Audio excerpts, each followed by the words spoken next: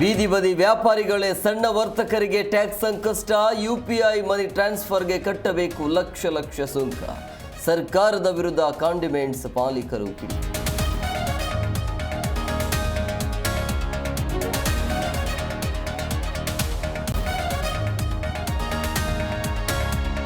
ಮದ್ಯಪ್ರಿಯರು ಲವರ್ಸ್ಗಳಿಗೆ hotspot ಆದ park. ಬಳ್ಳಾರಿಯ ಪಾಲಿಕೆಯ ಅಧಿಕಾರಿಗಳ ನಿರ್ಲಕ್ಷ್ಯ.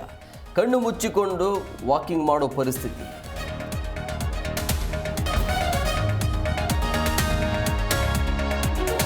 ಮನೆಗೆ ನುಗ್ಗಿ ಕಳ್ಳತನಕ್ಕೆ ಯತ್ನಿಸಿ ತಗಲಾಕೊಂಡ ಕಳ್ಳ.